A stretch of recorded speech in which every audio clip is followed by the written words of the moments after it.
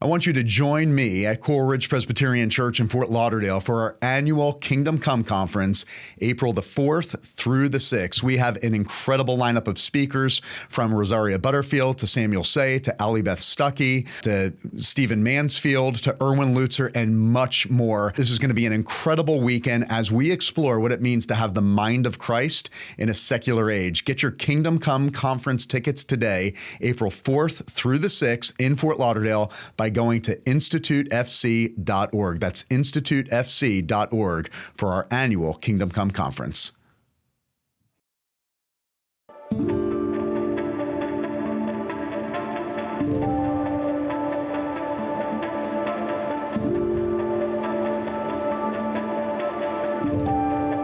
This is the City of God podcast, where Christ meets culture.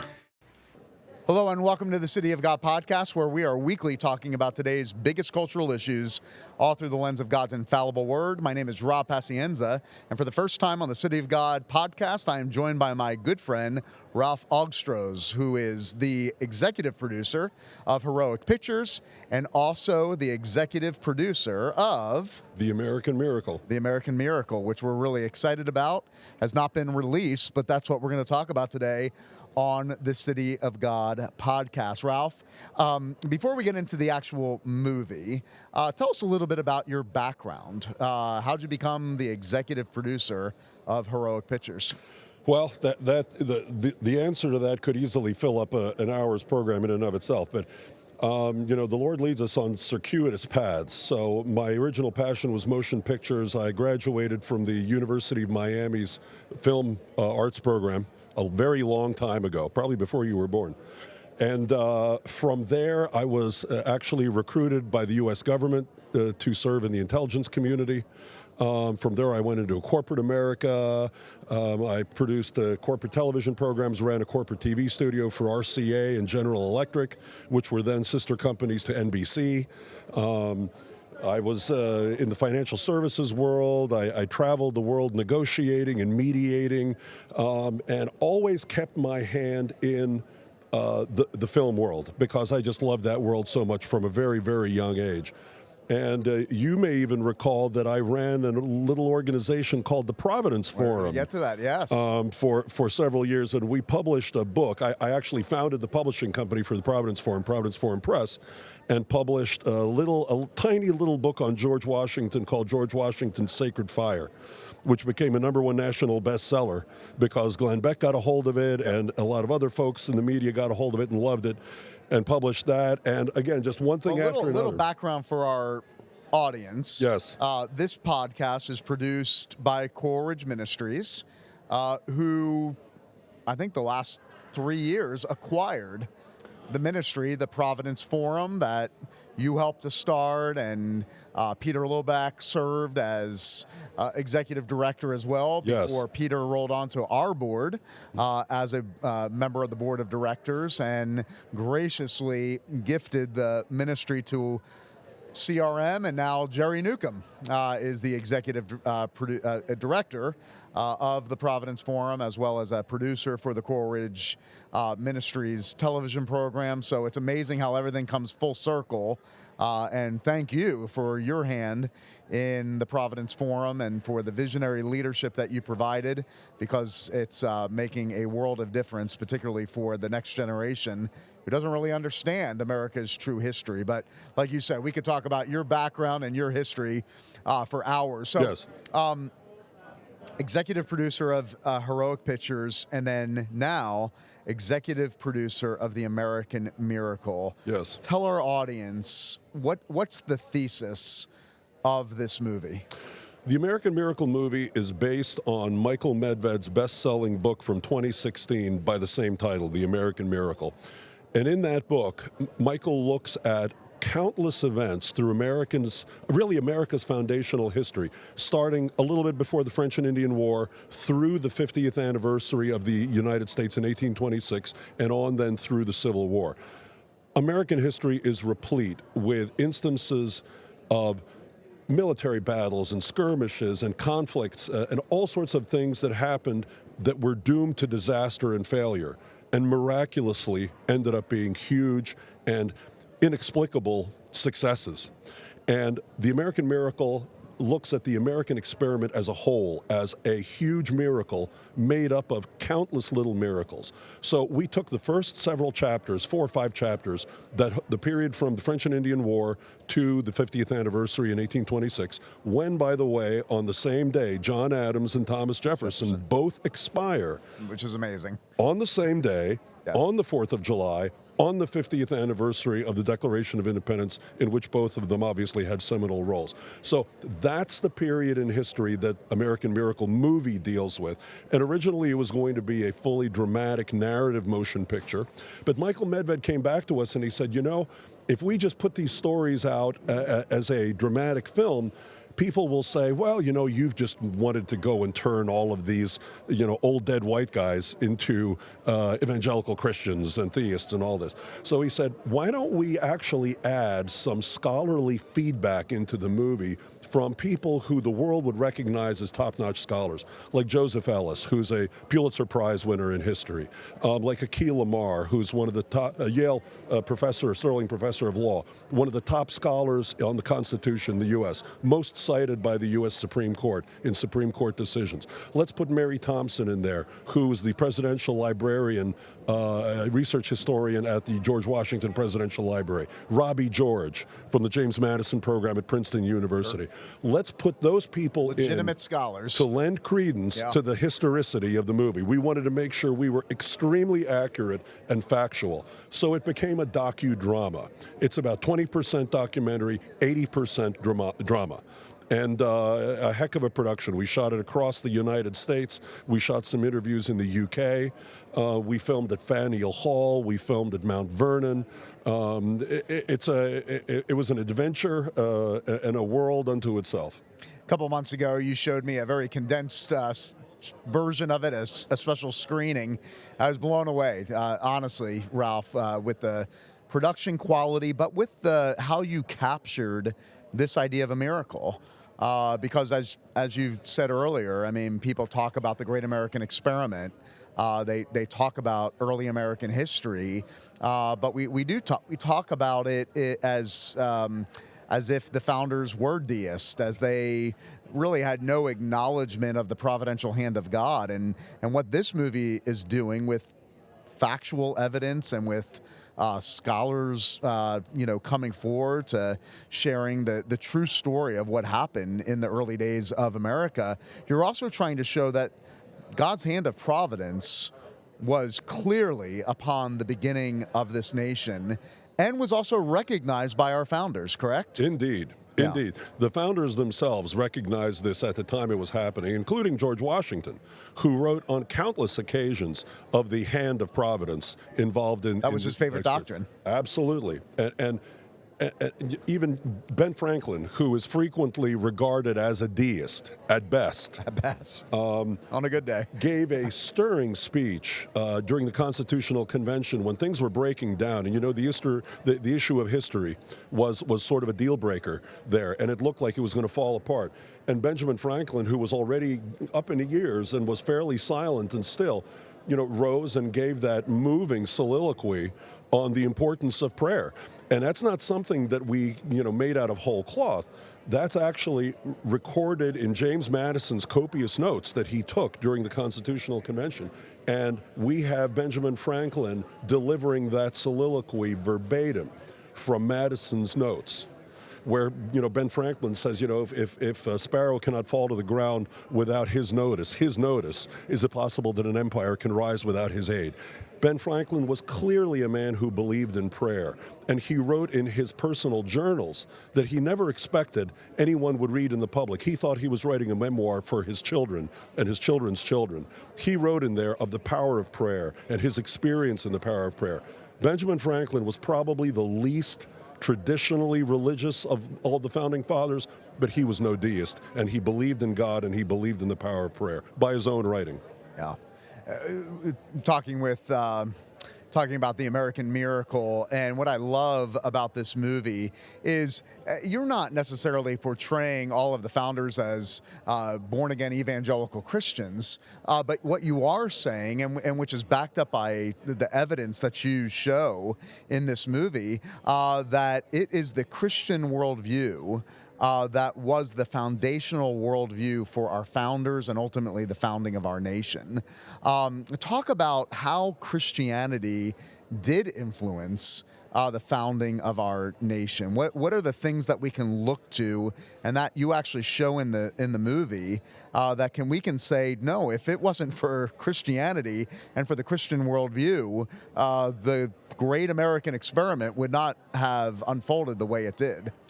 You know, at that time, I think there was a different style and approach to piety and theism than we have perhaps today. The name of God was used with extreme reverence, and God was frequently referred to by saying providence and the hand of providence, because you didn't flippantly mention the name of God. So, as people can see when they watch the movie, the palpability of the presence of God and the hand of providence throughout all of these events, beginning from the French and Indian War, throughout Washington's youth, who was raised in a very pious Christian home. He was biblically literate at a young age. He attended church with his mother. All of these things are documented. This became a part of who they were. All of these people had that seed growing inside of them, and they approached all things at that time, both in their personal lives and in this fight and struggle against tyranny and against the most powerful military in the world at the time, Great Britain. Their theism, their belief in God, their Christianity permeates all of those thoughts, all of those writings. It's clearly evident in all of the writings of these great men. In the speeches that they gave, the minutes that have been recorded both from the Constitutional Convention and the Continental Congress, it's sort of everywhere. It was just a part of who they were. They exuded it. Yeah. You call the founding of America the American Miracle. What are some of those miracles? Share with our audience. What are some of the miracles we can look at and say, only God could be responsible for what happened? Well, you know, we frequently have gone back to George Washington in this conversation, and George Washington plays one of the main roles in this film. You know, from an early age, he should have been killed over and over and over again from all of the various battles and wars that he was in, from the French and Indian War, from the very beginnings of the French and Indian War, when he was sent to warn the French that they were encroaching on British territory in the area of western Pennsylvania, what's now western Pennsylvania, eastern Ohio. He could have frozen to death. He fell in the frozen Allegheny River and had to spend the night outdoors. He survived that. He was almost killed by an Indian guide who was leading him through the Virginia wilderness back to Virginia after he delivered that message to the French. In the Battle of Monongahela in the French and Indian War, he was there as then a British officer at that time, and every other officer who was with him was killed in battle. Washington himself his two horses were shot out from under him. He had bullet holes through his coat. His hat was shot off his head. He is the only officer who emerged not only alive from the Battle of Monongahela, but unscathed. Amazing. There wasn't a scratch on him. He should have been dead. He suffered as a young man smallpox, which was then a deadly disease. There was no cure for smallpox. He survived that. And as a result of surviving that battle with smallpox, he became immune. And later, when smallpox was going through his troops, both in Dorchester and in Valley Forge and elsewhere, he was immune, and he could continue leading the troops. There are stories like this over and over and over again. And Michael's book, The American Miracle, he wrote a sequel to it called God's Hand on America, because there are so many stories of miracles like this in the American experience that he couldn't even contain them in one book. Ralph, why is it so important to produce a movie that really frames the Great American Experiment in this idea of God's miracle? Or to put it another way, why is it so important that we understand the providential hand of God upon the founding of America? I mean, you did not do this to become wealthy or to get rich. Definitely What not. led you? What gets you up in the morning and says, we are going to do this, we are going to put our visionary creativity behind a movie such as The American Miracle? What led you to do this? Well, I could answer that question by saying, remember my involvement with the Providence Forum. Sure. So I've had this passion for quite a long time, and a passion for history and a passion for American history. But you know, our friend Pete Lilback, who we mentioned, frequently says, if a nation doesn't know where it comes from, how can it know the course to chart going forward? And that's a very important point that Michael makes in the book and that we make in the movie. You know, the subtitle of the movie is The American Miracle, but the subtitle is Our Nation is No Accident. Well, when you think about that, things that aren't an accident imply that they are intentional. And if they're intentional, then there means that there's purpose and agency behind that trajectory. And if that purpose and intent is God's purpose and intent, well, then it's something not to be taken lightly. Then there's a larger plan that this nation and we are all a part of. And we ask the question towards the end of the film. As a matter of fact, Robbie George, who's in the movie, asks the question, what would this country look like and what would the world look like if George Washington had been killed? And if America didn't beat the British?